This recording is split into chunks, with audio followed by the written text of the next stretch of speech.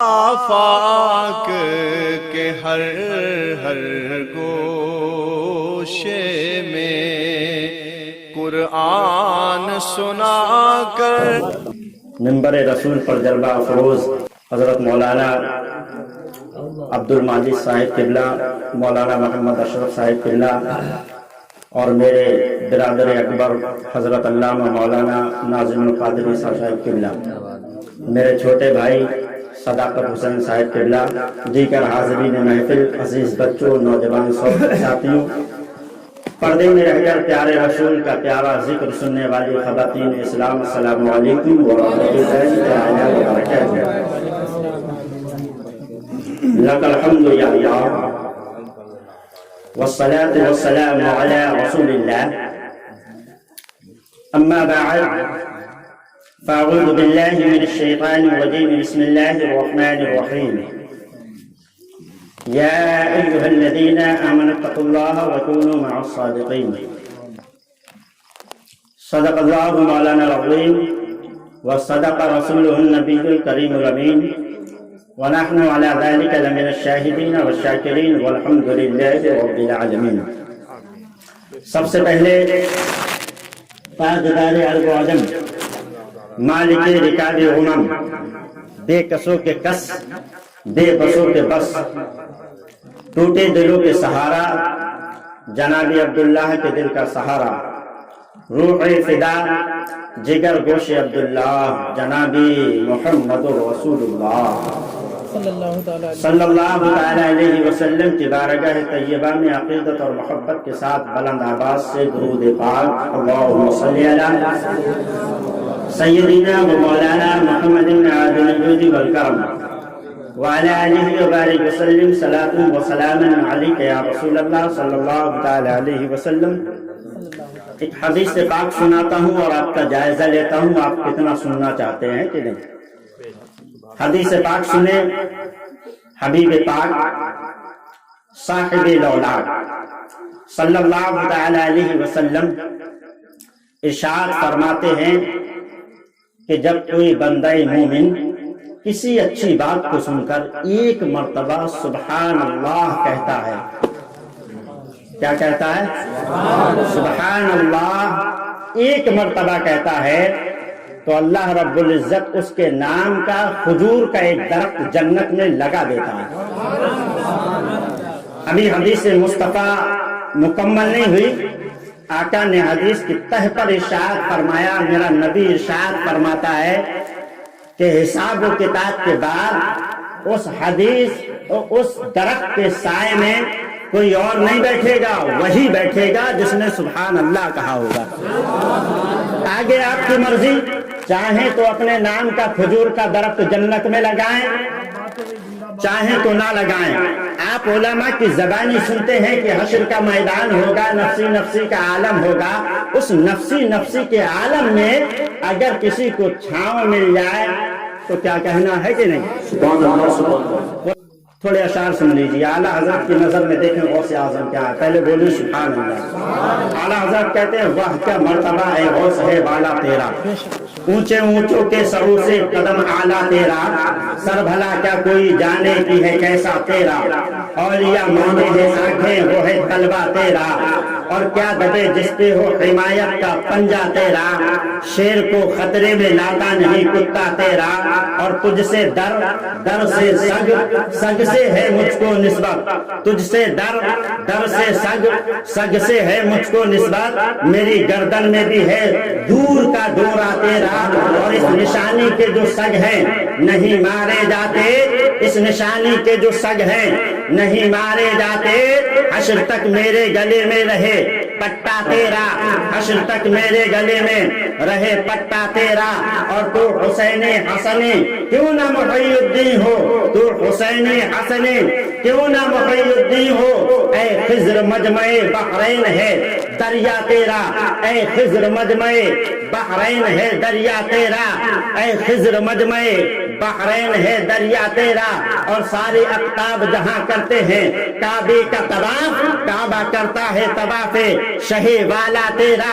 اور آج کچھ لوگوں کو بیماری ہو چکی ہے، جیسا کہ میرے دوست نے کہا تھا کہ کچھ لوگوں کا کہنا یہ ہے کہ صرف شاجی میاں کا ذکر کیجئے، کچھ کا کہنا یہ ہے کہ صرف مدار پاک کا ذکر کیجئے، کچھ کا کہنا یہ ہے کہ غوث اعظم چھوٹے ہیں، کچھ کا کہنا یہ ہے کہ مدار پاک غوث اعظم سے مرتبے میں بڑے ہیں۔ جس کا جیسا لگتا ہے وہ ویسا ہی اپنا منصوبہ تو پبلک کے سامنے پیش کرتا ہے۔ کوئی اگر یہ کہے کہ غوث اعظم چھوٹے ہیں مدار پاک بڑے ہیں تو لڑنے کی ضرورت نہیں۔ جب آپ بدر الدین قادری آپ کے گرہ میں دے کر جائے گا، آپ کہیں گے مولانا جواب کیا ہے، تو ہم اپنے پاس سے کچھ نہیں بتاتے۔ ان علماء کی موجودگی میں جملہ آپ کو دے کر جا رہا ہوں۔ اگر کل کو آپ سے کوئی یہ کہے کہ غوث اعظم مرتبے میں چھوٹے ہیں اور مدار پاک مرتبے میں بڑے ہیں تو ڈرنے کی ضرورت نہیں، اس سے لڑنے کی ضرورت نہیں۔ میں رہتا ہوں صدر کیمپ بریلی شریف میں، ہم کسی سے ڈرتے نہیں اور نہ ہمیں کسی کے عقیدے سے کوئی لینا دینا ہے، کیونکہ ہمارا عقیدہ وہ ہے جو میرے اعلیٰ حضرت کا عقیدہ تھا۔ ہم تو اعلیٰ حضرت کی بارگاہ میں جائیں گے اور اعلیٰ حضرت کی بارگاہ میں جانے کے بعد میں تربت رضا کے قریب کھڑے ہوں گے اور دست بستہ کھڑے ہونے کے بعد اعلیٰ حضرت کی بارگاہ میں سلام پڑھیں گے اور سلام کرنے کے بعد میں اپنے اعلیٰ حضرت کی بارگاہ میں اپنا عریضہ پیش کروں گا۔ اے میرے پیارے رضا، آپ بتائیے آج اس دھرتی کے اوپر کچھ لوگ ایسے پیدا ہو گئے ہیں جنہوں نے غوث اعظم کے مرتبے کو چھوٹا کرنا چاہا ہے، اللہ تو ان کے مرتبے کو بڑھانا چاہتا ہے۔ اور یہ جاہل آدمی اس روئے زمین پر کھڑا ہونے کے بعد میں غوث اعظم کے مرتبے کو چھوٹا کرنے پہ لگا ہوا ہے۔ آپ بتائیے نا ہم کیسا مانے غوث اعظم کو؟ غوث اعظم ہے کیا؟ غوث اعظم کا مرتبہ کیا ہے؟ جیسے ہی عالم تصور میں نے تربت رضا کے قریب کھڑے ہو کر اعلیٰ حضرت کی بارگاہ میں اپنا سوال پیش کیا ہے، میرا رضا ارشاد فرماتا ہے اے بدر الدین گھبرا نہیں۔ میں نے کہا حضور سوال لے کر آیا ہوں، جواب تو دینا ہی پڑے گا۔ کہا سوال کیا ہے؟ میں نے کہا حضور سوال یہ ہے آج کچھ لوگوں کو بیماری لگی ہوئی ہے، کچھ یہ کہتے ہیں غوث اعظم چھوٹے ہیں مدار پاک بڑے ہیں، آپ کچھ اس کا جواب دے دیجیے۔ تب عالم تصور میں مجھے جھنجھوڑ کر اعلیٰ حضرت فرماتے ہیں میرا دیوان اٹھا۔ میں نے کہا حضور دیوان کیا ہے؟ فرماتے ہیں ہدایت کے بخشش اٹھا لے۔ ہم نے ہدایت کے بخشش اٹھائی اور فرماتے ہیں پڑھنا شروع کر۔ میں نے کہا حضور ابھی تو پڑھنا شروع کیا تھا، واہ کا مرتبہ غوث ہے والا تیرا، اونچے اونچوں کے سروں سے قدم اعلیٰ تیرا، سر بھلا کیا کوئی جانے کی ہے کیسا تیرا، اولیاء ملتے ہیں آنکھیں وہ ہے تلوا تیرا۔ جواب کہاں ہے؟ اعلیٰ حضرت کہتے سن عقل ہوتی تو خدا سے نہ لڑائی لیتے، عقل ہوتی تو خدا سے نہ لڑائی لیتے، یہ گھٹائیں اسے منظور ہے بڑھانا تیرا۔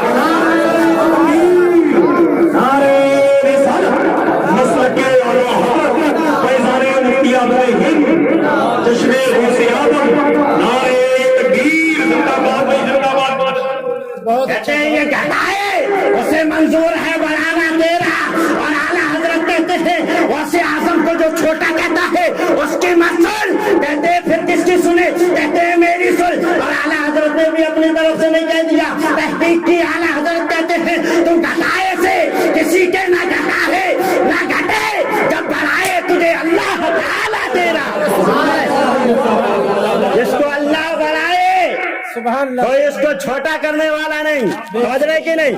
اور میرے پیر و مرشد سمجھ رہے ہیں حضور تاج الشریعہ کہتے ہیں صدقہ رسول پاک کا جھولی میں ڈال دو، ہم قادری فقیر ہیں یا غوث المدد، ہم قادری فقیر ہیں یا غوث المدد۔ تو غوث اعظم کی محفل آپ نے سجائی ہے کہ نہیں؟ اور غوث اعظم کی محفل کوئی ایسی ویسی محفل نہیں ہوتی، غوث اعظم کی محفل میں ہمارے اور آپ کے پیارے نبی تشریف لاتے ہیں، سمجھ رہے ہیں؟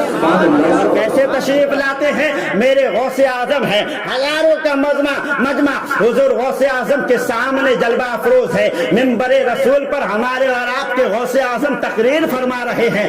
اچانک میرے غوث اعظم نے اپنی تقریر کو روکا، انگلی کا اشارہ مجمع سامنے کی طرف کیا، جیسے ہی انگلی کا اشارہ میرے غوث اعظم کا دیکھا، وہ لوگ ایک طرف کو ہوئے، بیچ میں راستہ بنایا، غوث اعظم منبر رسول سے اترے، زمین کی سطح پر اپنے قدم ناز کو ڈالا، ڈالنے کے بعد چلنا شروع کیا، لوگوں نے مڑ کے دیکھا، غوث اعظم اچانک منبر رسول سے اترے ہیں، اترنے کے بعد انگلی کا اشارہ کیا ہے، مجمع کے اندر ایک آدمی سو رہا تھا، غوث اعظم اس کے قریب گئے، جانے کے بعد آپ نے دست بستہ اس کے سامنے کھڑے ہو گئے، کچھ دیر میرا غوث اعظم وہاں کھڑا رہا، اور کھڑے رہنے کے بعد میں جیسے ہی سونے والے کی آنکھ کھلی، غوث اعظم وہاں سے پلٹے، اور پلٹنے کے بعد پھر سے منبر رسول پر جلوہ افروز ہوئے، جہاں سے اپنی تقریر کو روکا تھا وہیں سے اپنی تقریر کو دوبارہ غوث اعظم نے شروع کیا، اور شروع کرنے کے بعد میں جیسے ہی جلسہ اختتام پذیر ہوا، غوث اعظم نے جلسہ ختم کیا، لوگ اپنے اپنے گھروں کی طرف روا دوا ہوئے،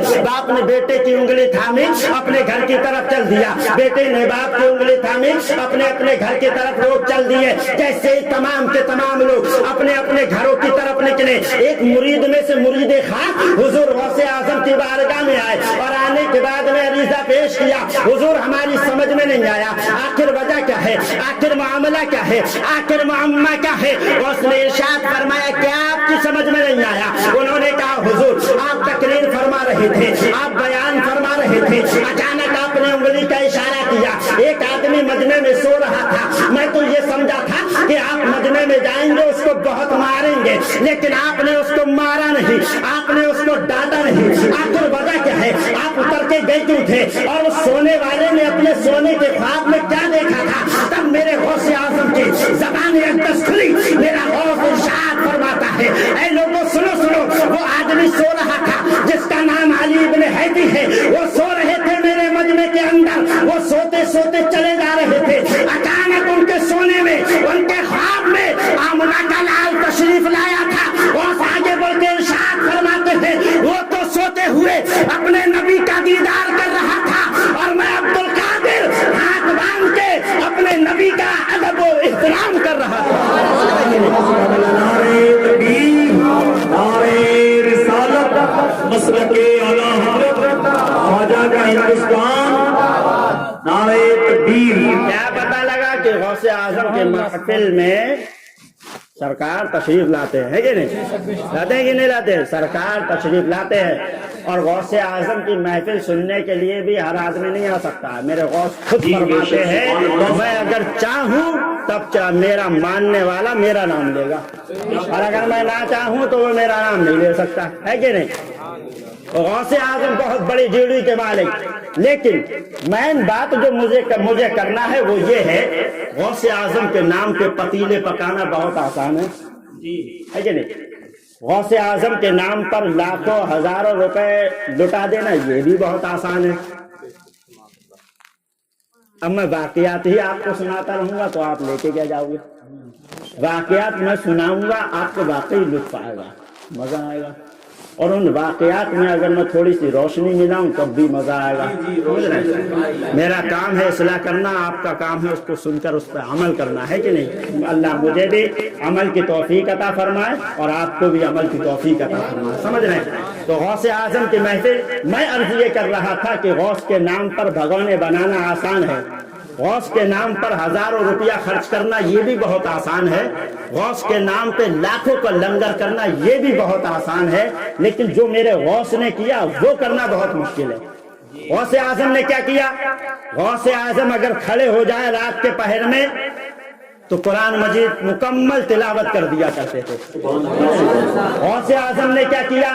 میرے غوث اعظم سیڑھی چڑھ رہے تھے، زینہ سمجھتے نا، زینے پہ حضور غوث اعظم چلتے ہوئے چلے جا رہے ہیں۔ میرے استاد علامہ شریف صاحب فرماتے تھے، انہوں نے یہ واقعہ مجھے بتایا کہ غوث اعظم سیڑھی پہ ایک مرتبہ چلتے ہوئے جا رہے تھے، اچانک ان کے نفس نے زور مارا، جیسے ہی زور مارا حضور غوث اعظم کا ایک پیر سیڑھی کے نیچے، ایک پیر دوسری سیڑھی सीढ़ी के ऊपर। आप जानते हैं ना, जब सीढ़ी के ऊपर आदमी चलता है तो एक कदम नीचे होता है, एक कदम ऊपर होता है। ठीक इसी तरह हुजूर गौसे आजम का कदम एक नीचे सीढ़ी पर और दूसरा कदम ऊपर वाली सीढ़ी पर। इतने में हुजूर गौसे आजम के नफ्स में जोर मारा। जैसे ही जोर मारा था, हुजूर गौसे आजम ने अब कुछ नहीं किया, कुरान मजीद की तिलावत करना शुरू की। बोलिए सुभान अल्लाह। गौसे आजम ने कुरान मजीद की तिलावत की। एक पारा मुकम्मल हुआ गौस का, वो खत्म मुकम्मल हुआ। उसके बाद में हुजूर गौसे आजम ने दूसरा पारा पढ़ना शुरू किया। दूसरा मुकम्मल हुआ, तीसरा पढ़ना शुरू किया। तीसरा मुकम्मल हुआ, चौथा पढ़ना शुरू किया। चौथा मुकम्मल हुआ, पांचवा पढ़ना शुरू किया। कहाँ तक आपको गिनाया जाए? ऐसे मान लीजिए कि गौसे आजम खड़े हुए हैं 25 नहीं, 26 नहीं, 27 नहीं, 28 नहीं, 29 नहीं, बल्कि पूरा का पूरा कुरान मजीद गौसे आजम ने जीने पे खड़े होकर तिलावत फरमा दिया। तो गौस का मांगने वाला होगा तो बेनमाजी होगा, गौस का मांगने वाला होगा क्या झूठ बोलने वाले होगा, गौस का मांगने वाला हो क्या चुगलियां करता हुआ नजर आएगा, गौस का मांगने वाला हो क्या घर घर में जाकर दूसरी की बहनों को ताकने वाला होगा, गौस का मांगने वाला होगा और लड़कियों से जो है फोन पे बात करने वाला होगा। नहीं नहीं, गौस का मांगने वाला झूठ नहीं बोल सकता।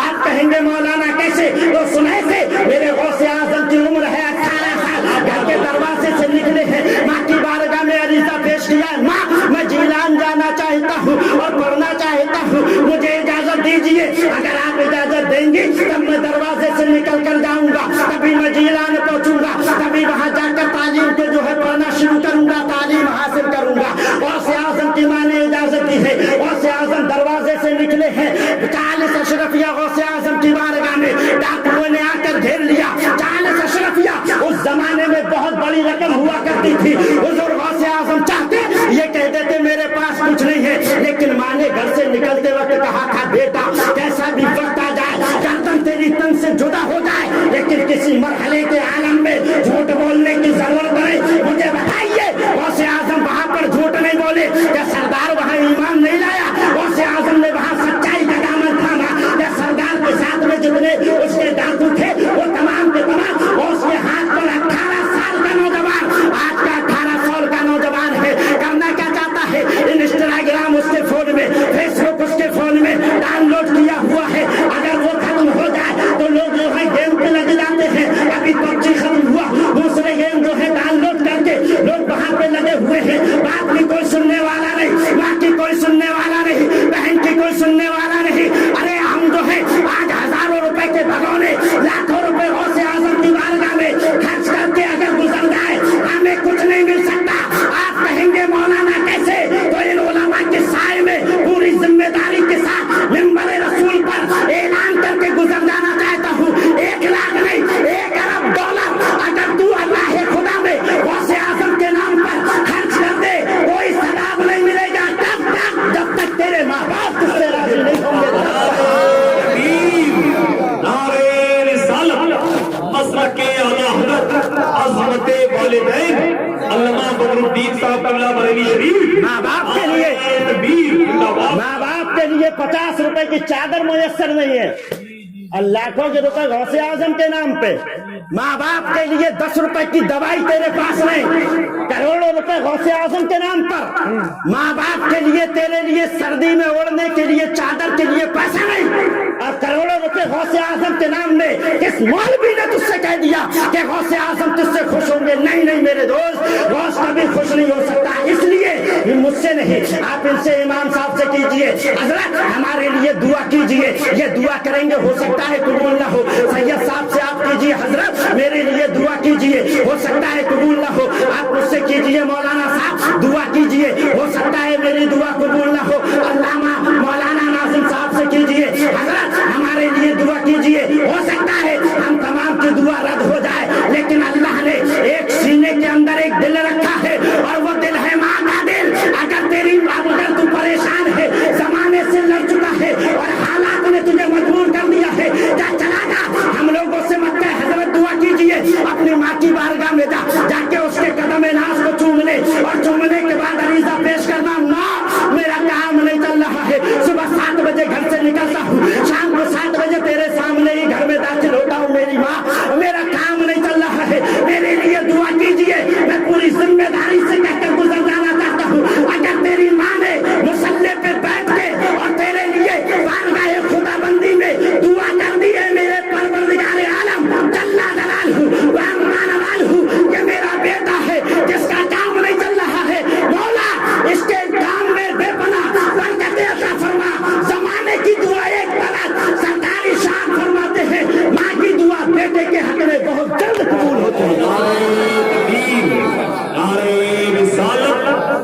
के आला हज़रत अज़मत वालिदैन नारे तकबीर किसने रे तुमसे कह दिया, किसने रे तुमसे कह दिया कि भगवाने बनाओगे तब गौसे आज़म खुश होंगे? मैं ये नहीं कहता भगवाने नहीं बनाइए, बनाइए।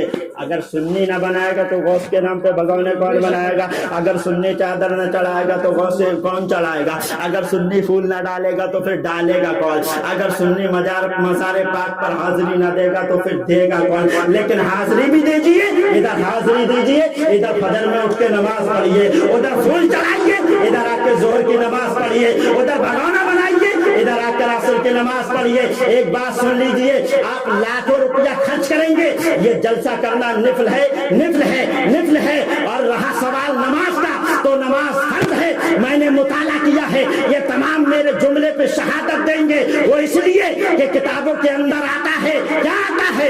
ये आता है कि बंदे के नवाफिल उस वक्त तक कबूल नहीं होते जब तक पीछे फर्ज और वाजिबात कबूल नहीं होते, समझ रहे हैं? जब तक वो मुकम्मल नहीं, कुछ मुकम्मल नहीं। तो मैं ये कह रहा था कि गौसे आजम ने सच का दामन थामा, तब बहुत सारे लोग जो है गौस के 18 साल की उम्र में गौसे आजम की बारगाह में ईमान लाए, मुसलमान हुए। तो गौस का मानने वाला क्या झूठ बोलेगा? और गौस का मानने वाला मूंगफली लेते वक्त हाँ भाई क्या रुपए किलो दिए, बोले 100 रुपए किलो, तो वो तुल बाद में नहीं है, उससे पहले 10-12 रुपए खा लेगा। अच्छा आप मुझे एक बात बताइए ईमानदारी से, आपने जो 1 किलो मूंगफली ली थी, पैसा उसका दिया था या जो उसके तुलते तुलते जो 10 आपने उठाई थी उसका भी दिया था? दिया नहीं दिया? देखो इसका मतलब सबने ऐसा करा, कोई गोली नहीं दिया, करा नहीं करा? हाँ हो जाता है ना, तो वो मूंगफली उठाना जायज है? नाजायज है नहीं है, पता सबको है, चलते फिर भी। अच्छा अंगूर आ गए तो हाँ भाई अंगूर कै रुपए किलो दिए, बोले 60 रुपए किलो, वहाँ तोल ही रहा तब तक 10-12 का चेक करने के लिए। हाँ तो चेक करने के लिए इकट्ठे ही चेक होगा, तुम समझ रहे? हाँ और एक और लोचा निकला अभी कमीशन का। किसी से कहा भैया हमारे लिए सामान ला दो, वो ला के दिया, 300 रुपए का सामान है, 500 का कर दिया, 200 रुपए का कर। एक बात सुनिए आप, हराम का एक लुकमा अगर आदमी के हल्क से दाखिल हो जाए और उसके शिकम में चला जाए तो 40 दिन तक उसकी कोई दुआ अल्लाह की बारगाह में कबूल नहीं होती, कोई इबादत उसकी अल्लाह की बारगाह में कबूल नहीं होती। पहला खतरा। दूसरा खतरा क्या है कि अगर उस हराम के लुकमे का छोटा सा भी जरासीम आपके जिस्म में रह गया और वो आपके जिस्म के जरिए से आपकी बेगम साहिबा के जिस्म के अंदर नुत्फे की शक्ल में चला गया तो उसके असरात आपके बच्चे में भी होंगे। यही वजह होती है कि माँ बाप हराम का लुकमा खिला के अपनी नस्लें तबाह करते हैं, समझ रहे? हराम का रुपया आपके पास करोड़ों है, समझ रहे? उससे कोई फायदा है? अब जायज कमाई की बताऊं, इमाम साहब की आपकी तनख्वाह कितनी है? चलो छोड़ो, अच्छा 5,000-6,000 सब में चली रही है कि नहीं, किसी को मान लो। मैं पूरे दावे से कह सकता हूँ मौलाना नाजिम साहब और अब्दुल माजिद साहब, ये दो को आप अपने घर में अपने गांव में हमेशा देखते होंगे। पूरे गांव में ऐसे कपड़े कोई नहीं पहनता होगा जैसे ये लोग पहनते होंगे। पूरे गांव में इतने कपड़े एक एक करके अगर गिना जाए, हाँ भाई आपके पास कितने जोड़े कपड़े हैं, तो कोई कहेगा 10, कोई कहेगा 15, और इनसे पूछो हजरत आपके पास कितने हैं? 50, 60 ऐसे होते हैं। तो 5,000 में अल्लाह ने बरकतें रखी हैं। एक मौलवी हर महीने में 3 जोड़ी 4 जोड़ी कपड़े बनाता है, 5,000 तनख्वाह। अगर सही से 2 मेहमान आ जाए ना देखने वाले तो 5,000 निपट जाते मिनटों में, है कि नहीं? लेकिन अल्लाह ने जायज के अंदर बरकतें रखी है, बेशुमार बरकतें, और हराम के अंदर नहूसत है, समझ रहे? बात आ गई तो सुन लीजिए। एक नौजवान निकला अपने दरवाजे से और निकलने के बाद चल दिया दरिया के किनारे। 3 दिन का भूखा है नौजवान, निकलता चला जा रहा है, अचानक एक सेब पे निगाह पड़ी, उठाया खा लिया। हालांकि उस सेब की कोई जो है शरीयत जो है पकड़ नहीं करती, लेकिन वो नौजवान पाकीज़ा नौजवान निकला है, दरिया के सिमत चला है। चलते चलते उसने एक बाग देखा, बाग के जो है कुछ बाग की शाख है दरिया के ऊपर चली हुई है। अब वो जैसे ही लटकी हुई आई है, सोचा कि इसने जो है वहां से सेब गिरा है, हमने उठा के खाया। दीवार जो है नौजवान के जहन में क्या था कि मैंने अभी दरिया से एक सेब उठाया है, इस सेब को अपने दांत से चबाया है, चबाने के बाद हल्क से उतरा है, हल्क से उतरने के बाद सीने के रास्ते से मेरे शिकम में गया है, अभी ये मेरे शिकम में पहुंचा है और पहुंचने के बाद इसको लीवर फिल्टर करेगा और इसका हाजमा होगा। हाजमा होने के बाद इससे खून के कुछ जो है लुकमे बनेंगे, कुछ बूंदे बनेंगे, उसके बाद में जो है उससे नुत्फा तैयार होगा। कहीं ऐसा ना हो कि इस सेब की जो है नहुसत मेरी नस्ल के अंदर दाखिल हो जाए। अल्लाह अल्लाह, पाकीज़ा नौजवान के जहन में ये बात उतरी है। अब वो निकला है माफी मांगने के लिए। 12 साल तक उसने जो है बाग की रखवाली की। उसके बाद उससे कहा गया आप एक लंगड़ी लड़की से शादी कीजिए, एक लूली लंगड़ी से शादी कीजिए, एक अंधी से शादी कीजिए, एक लुंजी से शादी कीजिए। वो नौजवान जानता था कि दुनिया की सजा है उसको हम भुगत लेंगे, लेकिन आखिरत की सजा को भुगतने की हमारे अंदर हिम्मत नहीं, सकत नहीं, कुव्वत नहीं, ताकत नहीं है। हम कैसे भुगत पाएंगे? नौजवान राजी हो गया, लड़की से शादी हुई, निकाह हुआ, लड़की उनके कमरे के अंदर आई। जैसे इन्होंने सलाम किया, वहां से जवाब आया वालेकुम अस्सलाम व रहमतुल्लाहि तआला व बरकातुहू। उल्टे कदम लौटे हैं। कहा था हमसे तो ये कहा गया था कि लड़की गूंगी है, बोल नहीं सकती। अपने ससुर के पास गए, उन्होंने कहा बेटा मैंने इसलिए उनको गूंगी कहा था कि शरीयत मुस्तफा के खिलाफ उसने कभी कोई अल्फाज अपनी जबान से नहीं निकाला। मैंने लुंजी इसलिए कहा था, शरीयत मुस्तफा के खिलाफ उसने किसी चीज को अपने हाथ से कभी पकड़ा नहीं। मैंने लंगड़ी अपनी बेटी को इसलिए कहा था कि शरीयत मुस्तफा के खिलाफ उसने अपने कदम को कभी अपने घर की दहलीज से नहीं निकाला। मैंने अपनी बेटी को अंधी इसलिए कहा था कि शरीयत मुस्तफा के खिलाफ उसने कभी अपनी निगाहों से किसी गैर महरम को नहीं देखा। अब आप मुझे बताइए, एक ऐसी लड़की हो जिसने शरीयत मुस्तफा के खिलाफ कोई काम न किया हो, एक ऐसा नौजवान हो जो एक सेब बहकर आए उसके लिए 12 साल तक जो है बाग की रखवाली करे, लंगड़ी लूली अपाहिज लड़की से शादी करने के लिए तैयार हो जाए। जब ऐसा पाकीज़ा नौजवान और ऐसी पाकीज़ा ताहिरा औरत निकाह करने के बाद में आपस में गले मिल ले, तभी उन्हीं से जो बच्चा पैदा होता है उसी को जमाना अब्दुल कादिर गौसे आज़म कहता है। मसलके आला हज़रत ख्वाजा का हिंदुस्तान, इकरा का खामोश मुसलमान। अब ये रहा सवाल। अब एक और रिवायत सुनेंगे, बस सुना दो फिर हटता हूँ, फिर सैयद साहब को सुनिएगा। पहले बोलो सुभान अल्लाह। ऐसा नहीं है कि आप कुछ भी करते रहे कुछ होगा नहीं, समझ रहे हैं, सब कुछ होगा। खलीफा हारून रशीद है, उनके बेटे का नाम है मामून रशीद। उन्होंने एक तीर लिया, एक कमान दिया। अपने बेटे को देने के बाद 2 सिपाही उनके साथ में लगाए और फरमाया जाओ बेटा जाकर तीर और कमान चलाना सीखो। मुजाहिद अगर इस्लाम की आबियारी के लिए तुम्हें तीर चलाना पड़े तो जंग में जाकर आपको तीर चलाना पड़ेगा, जाओ जाकर निशाना लगाना सीखो। मामून रशीद निकले, सिपाहियों को साथ में लिया, जंगल में जाके एक हिरन पे निशाना उन्होंने लगाया। लेकिन निशाना लगाया, हिरन आगे बढ़ गया। एक गरीब मुश्किज़े में पानी लादे हुए अपनी पीठ पर जा रहा था। ये तीर वहां से निकला, सीधा उसके मशकीज़े में जाके लगा। मशकीज़ा जख्मी हुआ, उसके अंदर से पानी निकला, जमीन पे गिरा, जमीन ने उस पानी को अपने अंदर जज्ब कर लिया। गरीब आदमी अपने सर पे हाथ रख के बैठ गया, रोने लगा। सिपाही दौड़ते हुए है, भाई क्या बात है? कहा ये मशकीज़ा मेरा था, इस बच्चे ने इसमें तीर मारा और मशकीज़ा जख्मी हुआ, पानी तमाम का तमाम गिर गया। अगर वैसे गिरता तो कोई हर्ज ना था, लेकिन ये मेरा मशकीज़ा जो है जख्मी हो गया। अब मैं दोबारा तालाब में जा नहीं सकता, पानी भर नहीं सकता, पानी ला नहीं सकता। कहा आप इस पानी का करते क्या हैं? उस गुलाम ने कहा था कि मैं इस पानी को भरकर खलीफा हारून रशीद के दरबार में जाता हूँ, वहां जाकर जो उसके दरबारी जो होते हैं उनको पानी पिलाता हूँ। कोई 1 आना देता है, कोई 2 आना देता है।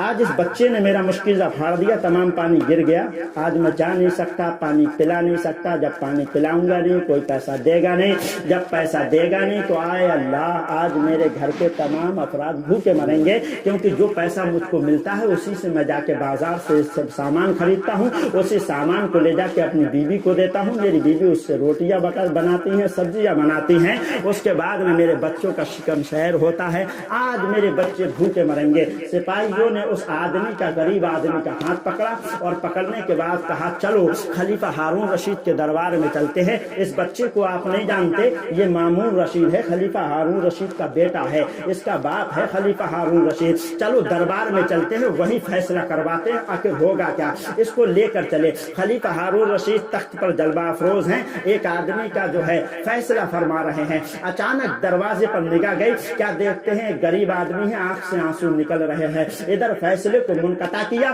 اور فرمایا اے غریب ادھر آ، میں خلیفہ ہارون رشید سب کچھ گوارا کر سکتا ہے لیکن یہ گوارا نہیں کر سکتا کہ کسی غریب کی آنکھ سے آنسو نکلے، یہ مجھے گوارا نہیں، پہلے ادھر ہاں، پہلے ہم تمہارا سوال، تمہارا جو ہے فیصلہ حل کریں گے۔ وہ غریب آگے آیا، اس نے پوچھا بتائے رونے کی وجہ کیا ہے، اس غریب نے اس بچے کو آگے بڑھایا، حضور یہ بتائیے یہ بیٹا کس کا ہے، خلیفہ ہارون رشید نے کہا یہ بچہ میرا ہے، بتاؤ اس نے کیا کیا ہے، حضور یہ مشکیزہ دکھایا اس نے اور کہا حضور یہ مشکیزہ ہے، اس میں پانی بھر کے دریا سے لاتا ہوں، آپ کے دربار میں غریبوں کو، آپ کے درباریوں کو پلاتا ہوں، کوئی ایک آنا دیتا ہے کوئی دو آنا دیتا ہے، اسی آنوں کو لے کر میں بازار سے سامان خرید کر جاتا ہوں، تب میرے بچوں کا پیٹ بھرتا ہے، آج آپ کے بیٹے نے تیر ایسا چلایا کہ میرا مشکیزہ پھٹ گیا، آج میرے بچے بھوکے مریں گے، بتائیے میں روؤں نہیں تو کروں کیا، یہ کہا اس غریب نے۔ تب خلیفہ ہارون رشید نے حکم دیا مال غنیمت میں سے 2 وقت کا کھانا ان کو دیجئے، کچھ پیسہ دیجئے،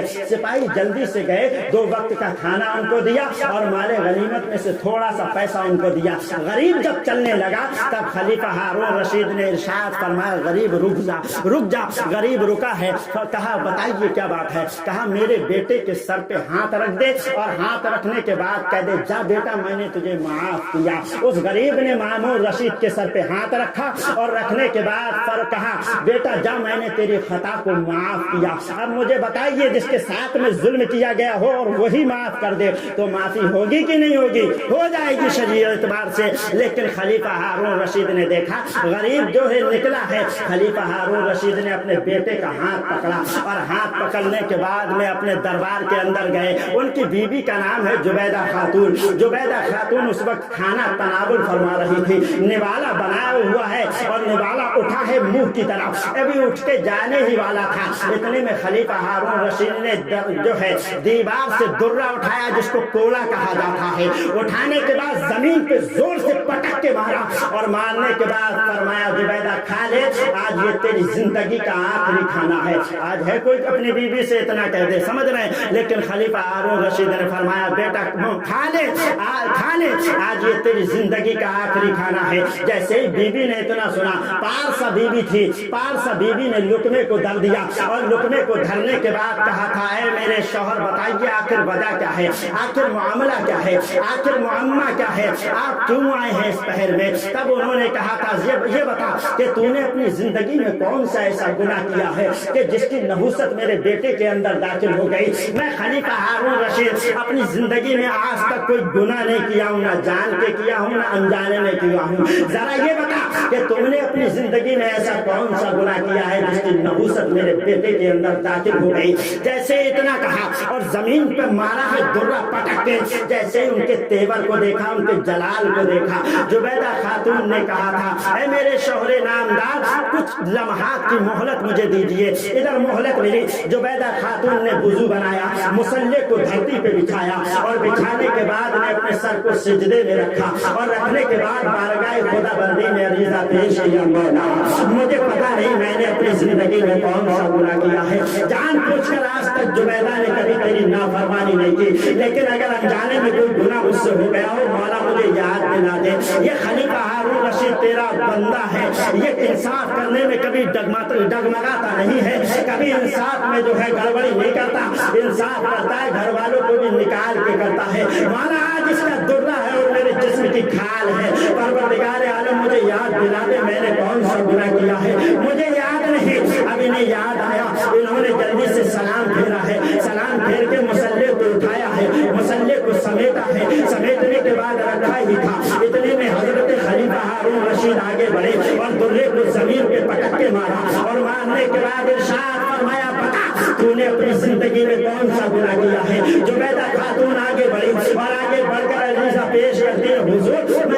गुनाह नहीं किया, सिर्फ इतना गुनाह किया है, जुमे का दिन था, आपकी फटी हुई टोपी थी, आपने मुझे अपनी फटी हुई टोपी को दिया था और देने के बाद फरमाया था जुबैरा जुमे का वक्त करीब है, इस टोपी को दुरुस्त कर दीजिए, हमें जाकर जुमा पढ़ाना है। मैं आपकी टोपी सी रही थी, इतने में पड़ोस की एक औरत आई जिसके हाथ में अंगूरों की एक थैली थी। जैसे ही वो थैली लेकर मेरे करीब आई और आने के बाद उसने कहा था, हे जुबैरा ये अंगूर मेरे रख लीजिए कुछ देर के लिए, बतौर अमानत वो अंगूर मेरे पास रखी गई थी। इधर अंगूर मेरी आंखों के सामने रखे हुए थे, इधर मेरे हाथ में आपकी टोपी सी रही थी और सुई मेरे हाथ में थे। अंगूर बड़े खूबसूरत थे, बड़े लजीज लग रहे थे देखने में। मेरे दिल ने ये चाहा कि मैं उसमें से एक अंगूर उठाऊं और उठा कर खा लूं। खलीफा हारून रशीद ने फरमाया, क्या तूने उठा के खा लिया? कहा हुजूर मैंने खाया नहीं। कहा आगे बोल तूने किया क्या था? तब उन्होंने कहा हुजूर खाया नहीं था, मैं जिस सुई से आपकी टोपी को दुरुस्त कर रही थी उसी सुई को मैंने एक अंगूर के अंदर दाखिल किया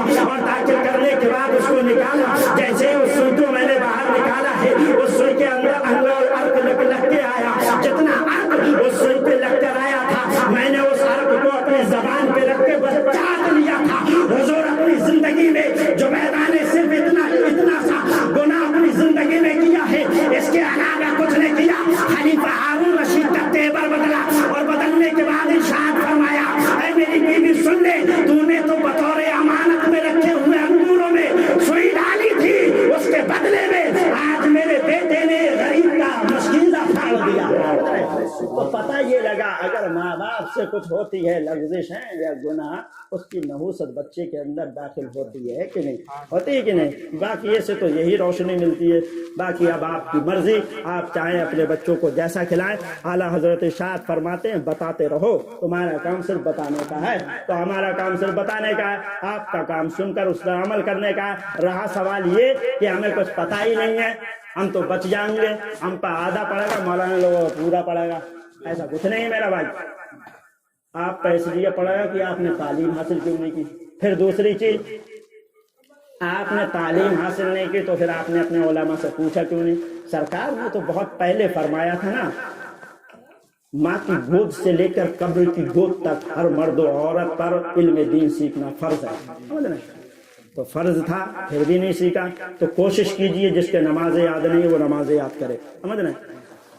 हाँ, जिसके फाता याद नहीं है वो फाता याद करे।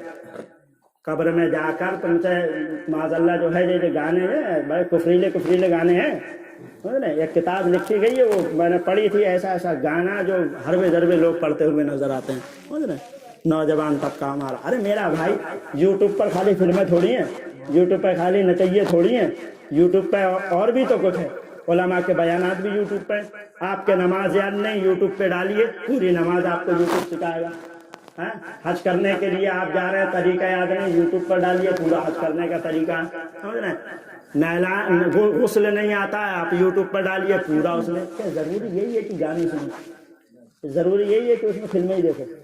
हर चीज आपकी रहनुमाई करती है। अल्लाह का शुक्र अदा करो, एक जमाना वो था कि हमारी माँ बीमार है, आज हमने खत लिखा है, 10 दिन बाद वो पहुंचेगा, फिर उसके बाद में माँ उधर से खत निकलेगी, 20-25 दिन बाद हमारे पास आएगा। आज अल्लाह का लाख लाख शुक्र एहसान है कि उसने हमारे लिए एक आला मोबाइल की शक्ल में पैदा फरमा दिया। और अब जब अल्लाह ने पैदा फरमा दिया तो हमारे ऊपर ये लाजिम होता है कि उसका सही इस्तेमाल करें। अल्लाह ने जिस चीजों को पैदा फरमाया सब उसने जो है हमारे लिए पैदा फरमाया, अपने नबी के जो है अपने नबी के सदके में पैदा फरमाया। इस्तेमाल कीजिए तो उसका सही इस्तेमाल कीजिए। हर चीज के दो पहलू होते हैं। इसी माइक को ले लीजिए, आप चाहें तो आप इस पर तकरीर करें या फिर इस पर गाना गाएं, है कि नहीं? बात बराबर नहीं हो सकती, जैसा आप करेंगे वैसा होगा। जन्नत और दोज़ख बराबर नहीं है, समझ रहे हैं?